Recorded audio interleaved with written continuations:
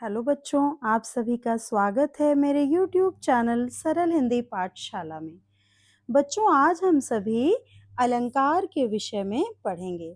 अलंकार, जैसा कि नाम से ही स्पष्ट है, इसका अर्थ होता है आभूषण या श्रृंगार। अब काव्य की भाषा में जब अलंकार का प्रयोग होता है, तो वहां पर इसका क्या अर्थ है, आइए समझते हैं। अलंकार का अर्थ है, इसका शब्द का अर्थ है आभूषण या श्रृंगार।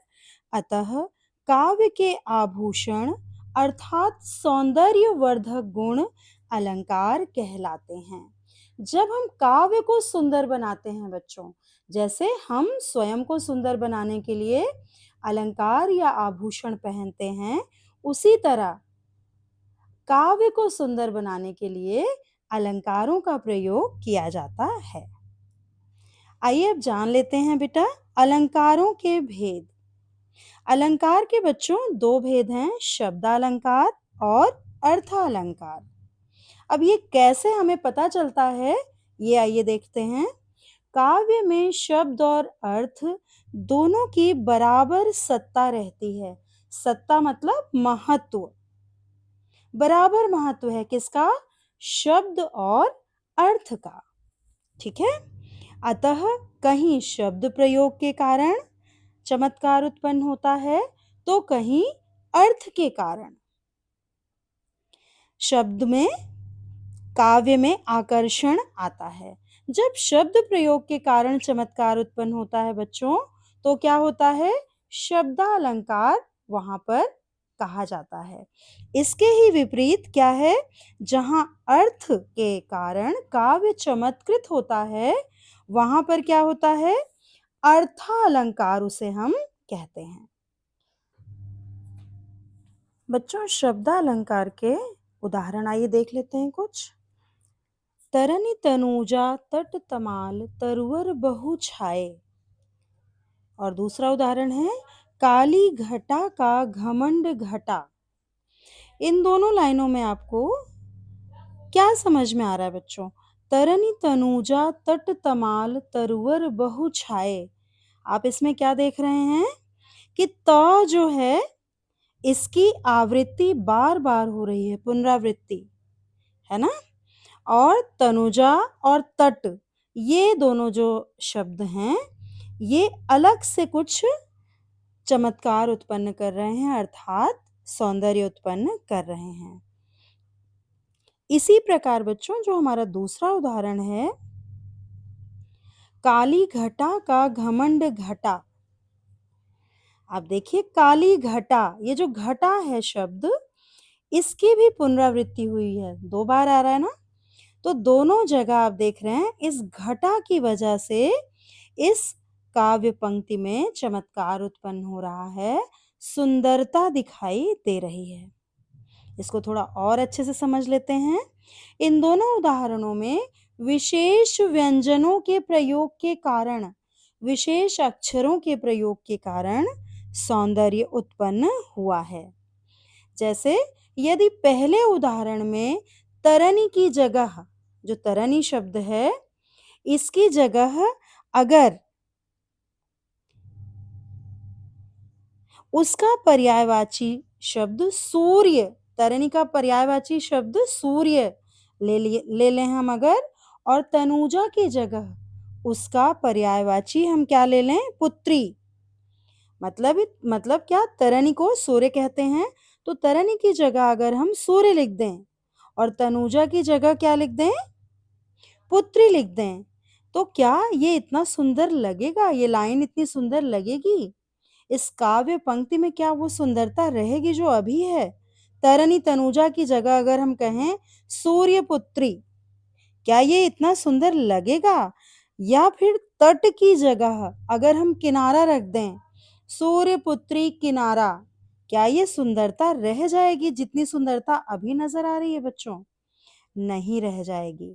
तो यहाँ पर इन शब्दों की वजह से सौंदर्य उत्पन्न हो रहा है, इसलिए इस काव्य पंक्ति में शब्दालंकार है।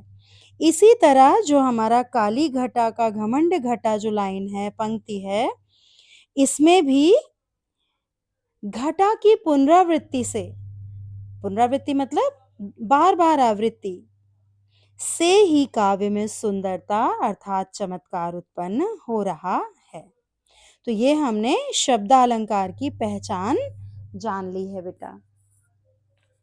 बच्चों आगे हम देखते हैं शब्दालंकार के प्रकार। बच्चों शब्दालंकार में पाए जाने वाले अनेक अलंकार हैं। उनमें से कुछ प्रमुख अलंकार इस प्रकार हैं, जो कि मेन 3 हैं: अनुप्रास, यमक और श्लेष अलंकार। अनुप्रास अलंकार सबसे पहला अलंकार है हमारा शब्द अलंकार का। सबसे आसान, बहुत ही आसान, थोड़ा सा समझना है आपको बस। चलिए देख लेते हैं इसकी परिभाषा क्या है बेटा। जहां व्यंजनों की पुनरावृत्ति के कारण, बार बार आवृत्ति, बार बार आने के कारण, किसके बार बार आने के कारण? व्यंजनों के। व्यंजन कौन से होते हैं आप सबको पता है ना, क टू ज्ञ व्यंजन है। तो जहां व्यंजनों की पुनरावृत्ति के कारण काव्य में चमत्कार उत्पन्न होता है, वहां अनुप्रास अलंकार होता है। इसका बहुत ही फेमस उदाहरण है बेटा, चारु चंद्र की चंचल किरणें खेल रही हैं जल थल में। आपको पता चल गया होगा अब कि क्यों इस पंक्ति में अनुप्रास अलंकार है। क्योंकि बार बार कौन से व्यंजन की पुनरावृत्ति हो रही है बेटा? च, चारु, चंद्र, चंचल, है ना, और ल की खेल, जल, थल। देख रहे हैं ना, 3 बार आ रहा है। च तो खैर और बार आ गया, 4 बार आ गया, और ल भी 3 बार आ गया, है ना। तो बार बार कौन से व्यंजन की पुनरावृत्ति हो रही है? च और ला। इसलिए इसमें अनुप्रास अलंकार इस पंक्ति में है। परीक्षा में आपको ये पंक्तियां दे दी जाती हैं और पूछा जाता है कि इस पंक्ति में कौन सा अलंकार है और क्यों है। तो आपको रीजन लिखना होगा ऐसे ही कि च और ला की आवृत्ति बार बार हो रही है, इसलिए यहाँ पर अनुप्रास अलंकार है। या फिर एक कई बार आ जाता है एग्जाम में बेटा, अनुप्रास अलंकार की परिभाषा और उदाहरण लिखिए। तो बहुत ही आसान परिभाषा आपकी है, इसको लिखकर आपको उदाहरण लिखना होगा। इसका एक और उदाहरण देख लेते हैं बेटा। मधुर मधुर मेरे दीपक जल, ये भी कविता की पंक्ति है। तो मधुर मधुर मेरे, यहाँ पर आप देख रहे हैं माँ जो है व्यंजन, माँ जो ध्वनि है, इसकी बार बार आवृत्ति हो रही है। मतलब ये बार बार हमें दिख रहा है, बोलने में आ रहा है। पुनरावृत्ति हो रही है, बार बार रिपीट हो रहा है। पुनरावृत्ति मतलब रिपीटेशन। ऐसे ही तरनी तनुजा तट तमाल तरुवर बहु छाए, इस पंक्ति में भी तुरंत आपके पढ़ते ही समझ में आ गया, इसमें अनुप्रास अलंकार है। और अनुप्रास अलंकार होने का कारण क्या है? ता जो ध्वनि है उसकी बार बार आवृत्ति, रिपीटेशन, बार बार पुनरावृत्ति। आप देख रहे हैं तरनी, तनुजा, तट, तमाल, तरुवर, कितनी बार आ गया था? 1 2 3 4 5। एक ही पंक्ति में 5 बार त ध्वनि की आवृत्ति हो गई, मतलब ता ध्वनि का प्रयोग हो गया, इसलिए इसमें अनुप्रास अलंकार है। तो मुझे लगता है आप सभी को अनुप्रास अलंकार अच्छे से समझ में आ गया है। बेटा डिस्क्रिप्शन बॉक्स में मैं आपके अनुप्रास अलंकार के और बहुत सारे प्रश्न आपको मैं बहुविकल्पीय प्रश्नों के माध्यम से दे रही हूँ। आप सभी डिस्क्रिप्शन बॉक्स में जाकर इसको देख सकते हैं। धन्यवाद बच्चों।